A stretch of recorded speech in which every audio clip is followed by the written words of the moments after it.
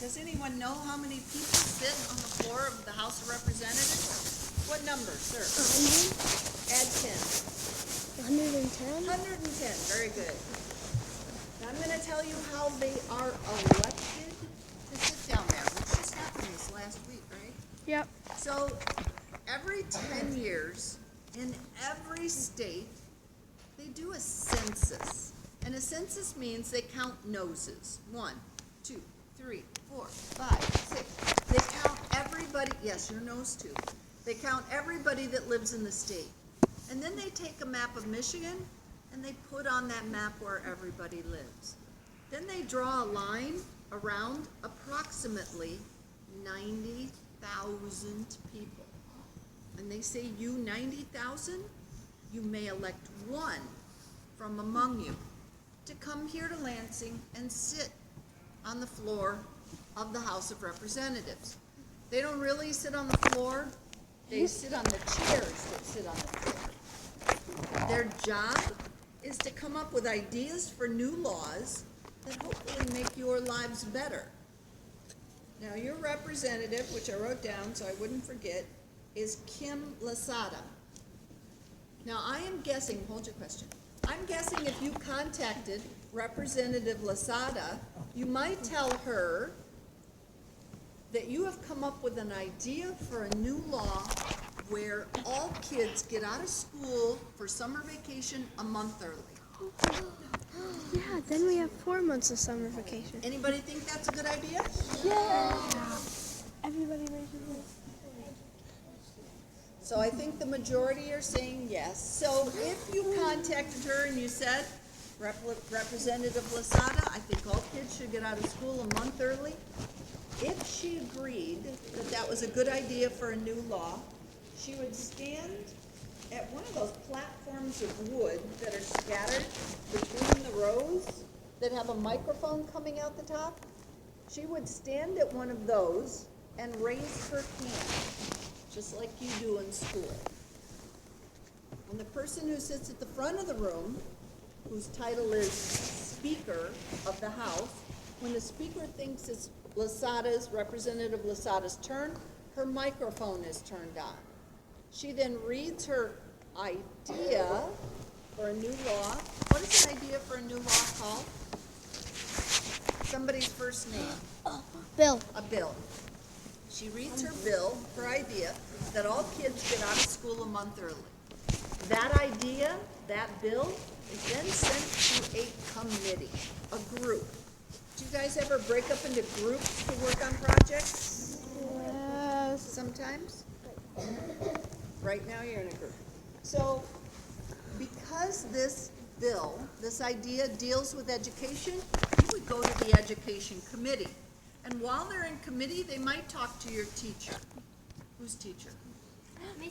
Yeah, you're backing me up. Yeah, and like, where'd she go? They might contact you and say, I know there's a list of things we need to teach over here. Can you get through that list and get them out a month early? And you would say,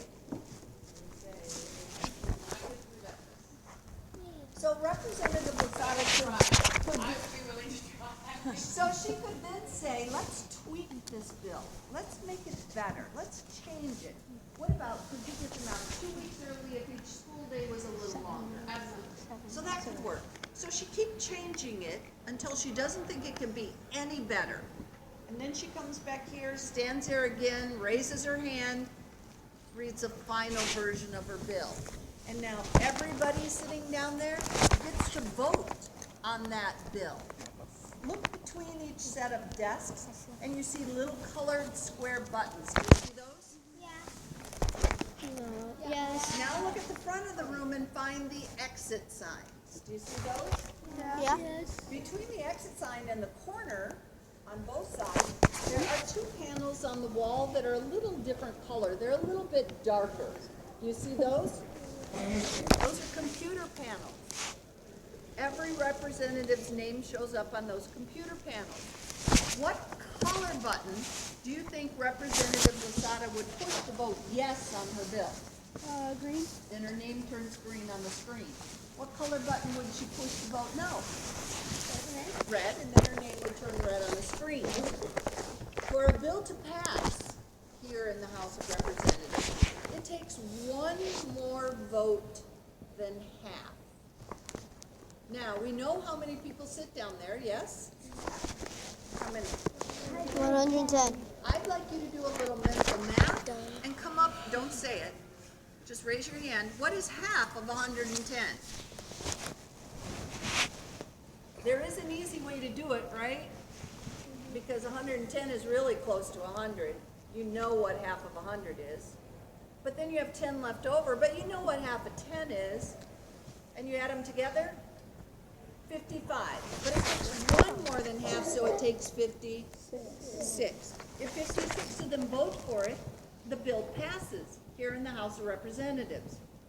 That bill, that idea, then walks itself, with a little help, across this building to the Senate. Looks a lot like this room, a little smaller, and it starts all over again. It is introduced on the Senate floor. It goes to a Senate committee, and then the Senate votes on it. If the bill passes both the House of Representatives and the Senate, whose desk does it land on next? The executive branch, exactly. Who is the head of the executive branch in the state of Michigan? Who? The governor. The governor. Do you want to know an easy way to remember that the governor is the head of the executive branch? Do you have an imagination? Yes. Who's the governor right now? Yes, sir? Rick Snyder. No. Close your eyes. Well, He's not the governor. he is until the first of the year. So for another 7 weeks or so, he is. Close your eyes, and I want you to imagine Governor Rick Snyder sitting at the table eating breakfast. Have you got that? And if you don't know what Governor Rick Snyder looks like, just put your dad in there. In 7 weeks, you could put your mom in there. So, Governor Rick Snyder sitting at the table eating breakfast. The only thing you have to remember is what Governor Rick Snyder is eating.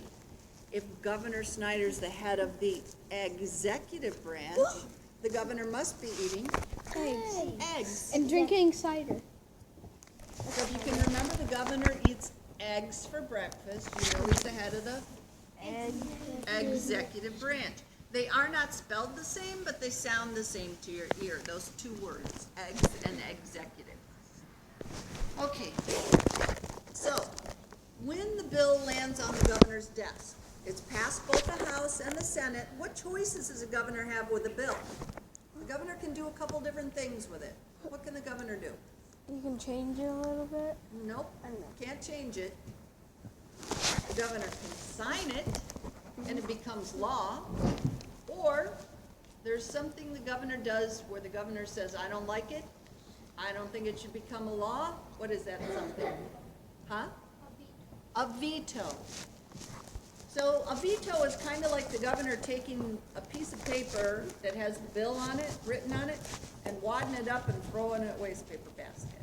It's like, nope, I don't think that's a good idea. But if enough people still want it to become law, they can bring it back for a second vote.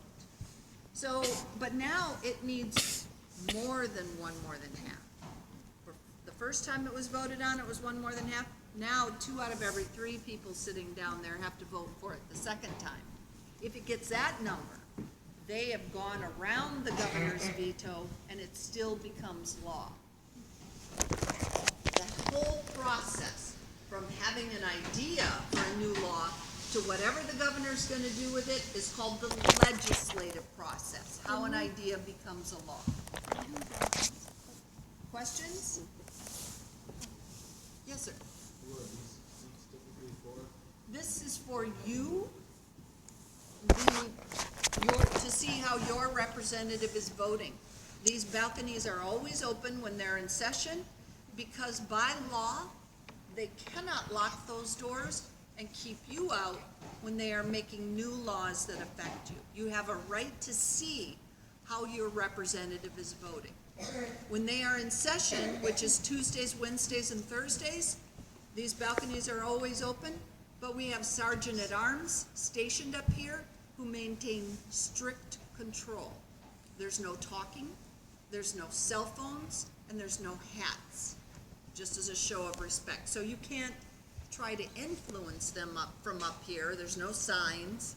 You can just sit here quietly, and if you want to contact them, you then do when they're not in session. Question? So every state in the United States has their coat of arms etched in a glass panel up there. Michigan has the place of honor, which is right over the Speaker of the House's desk in the very center, the second row back. You can't see it from here. So before they started to restore this room, all of those glass panels had been taken out and thrown in the dumpsters starting in the 1960s. They replaced them with white pieces of plastic. One of those originals has been found. It's mounted into the wall in a pizza restaurant in Ypsilanti. Somebody dug it out of the dumpster. Yes, sir. It's not about this, but that That is glass and lead crystal. Yes, sir? they have certain seats. Do they have certain seats? Absolutely, they have certain seats. Because there's pictures at some of them. Some of them have pictures. So there is an aisle right up the center. You see that? Mm-hmm. So the Democrats sit on the left side of the aisle. That's how they lean left. The Republicans sit on the right side. That's how they lean to the right. So those who have been here the longest put their names in a hat, and then they draw them out, and it's numbers, so they get to choose their seats the first. Those who are here for a second term put their names in next, they choose out numbers, then they get to choose their seats. Those who are starting for the very first time, they put their names in last. And some of those, right now, we have more Republicans than Democrats, so some of the Republicans sit over on the Democrat side, just because that's where the available seats are. Some of them prefer to sit over there because they like to work across the aisle. They like to work with the other side anyway to try to get bills passed. One of our representatives, who then went on to serve in the Senate, always kept a pink teddy bear cookie jar on her desk to encourage people to come across the aisle to work on bills. She kept it full of brownies and cookies. That would work for me. I'd be there daily. What's in there? Did you ask about that balcony, sir? So originally that was for the newspaper reporters, but they did not like it at all. They complained bitterly about having to sit up there. They said, what's the problem? You can see the entire room. And they said, no, we can't. We cannot see the seat of power directly below us. We don't know who's coming up and shaking the hand of the Speaker of the House. So they put the reporters at those little desks at the front of the room. They love it there. Been there ever since. I'm sorry, did somebody else had a question? Yes, ma'am. You say that in the budget, if you go to New York State, no, I'm not going to approve this new bill. Yes. They have to start over the process? No, only the voting. If a bill passes both of them and the governor says, he vetoes it, says no, if they feel strongly enough about it that they think they still want to push it through, they can bring it back only for a second vote. It doesn't start with the committees again. It's the same bill. They just say, let's vote again. And if they get 2/3, then they have defeated the governor's veto. They don't always want to do that. Sometimes they want to make the governor happy, right? So they don't feel strongly enough about it. They just say, okay. But sometimes, occasionally, they bring it back for a second vote. And